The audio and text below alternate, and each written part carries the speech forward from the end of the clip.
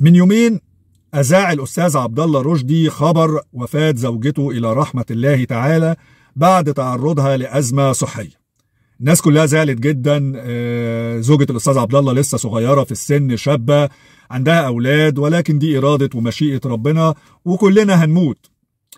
إنما اللي لفت انتباهي هو دخول أصحاب الفكر المدني والتيار المدني من أدباء ومفكرين وكتاب بتقديم واجب العزاء، كتبوا كلمات يتمنون فيها الرحمة والمغفرة للمتوفى.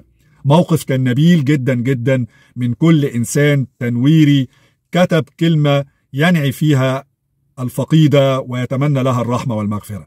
وقارنت بين موقف الكتاب دول وبين موقف الأستاذ عبد الله رشدي وكل متابعين صفحته لما توفت الكاتبة الدكتورة نوال السعداوي، لما توفى الأستاذ سيد القمني ومحمد شحرور والأستاذ مفيد فوزي.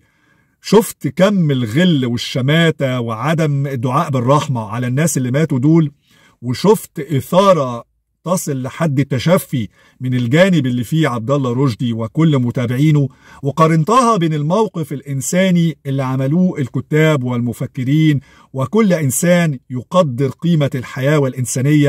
ولذلك أنا بناشد الأستاذ عبد الله رشدي إنه هو يعيد تقييم أفكاره وحساباته في المختلف معهم فكريا.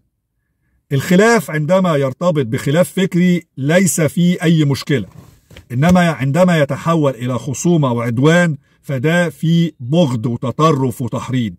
فرجاء يا أستاذ عبد الله إنك تعيد تقييم الموقف بين اختلاف فكري بالناس عايزين تقبل الآخر والتعايش السلمي مع المختلف في العقيدة والديانة، وبين رأيك اللي بيبقى فيه تشدد وفيه بعض التحريض وفيه بيبقى شماتة. أرجو إعادة تقييم الموقف تاني فيما تطرحه من أفكار على الصفحة بتاعتك. وفي النهاية ربنا يرحم زوجتك ويلهمك الصبر والسلوان.